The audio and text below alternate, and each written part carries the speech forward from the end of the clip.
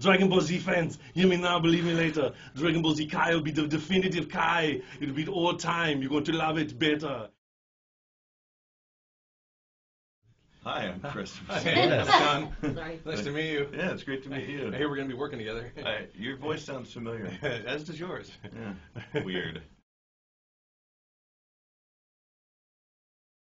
I'm definitely directing Dragon Ball Kai differently than like I directed Dragon Ball Z, and some of it's conscious and some of it's just skill. Some of it I'm really trying, like with the knowledge I've gained over the last 10 years of working on this show, really bring something genuine and true to the show, because I have so much more knowledge of it now, because I didn't have as much access to information about the show when I first started it, so we were just sort of guessing in a way. But now we've worked on it for so long, I know it intimately, and now I know every intimate detail of what the Japanese were trying to do. And now I can bring some of that back to the Dragon Ball Kai dub.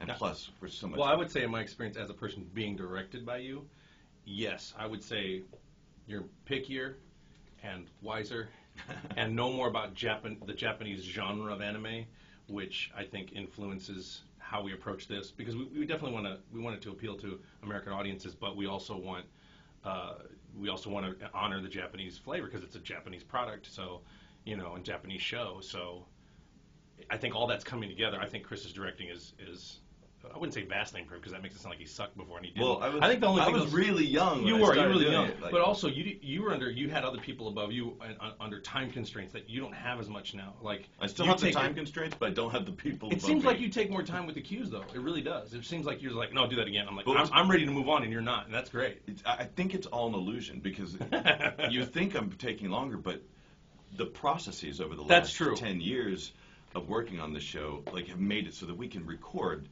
5 times, 10 times faster than we ever used to record. That's true. before. That's true. So it would seem like it's longer because you're getting more chances on a cue, whereas before you'd only get 3 chances or whatever, and then we did not have enough time or whatever. Well, we didn't have enough time to wait for the machine videotape to rewind itself. Yeah, we were using videotape. Yeah, that's true. That's true. I would say that's true. He's got 10 more years. I have 10 years of experience as an actor, and everything's just better. You just get better. You watch any television show, you watch season 1 of Star Trek: The Next Generation. By the time you get to season 7, everything's way better. It's kind of like that. Everybody's just improved. It's the one thing I've noticed about this version of the show, as opposed to the original Dragon Ball Z dub, is that I think it will be interesting for fans who watch the show back in the day, whether they knew about anime or not, whether they knew about what Dragon Ball Z really even was or not. I think everybody can watch it and get something out of it.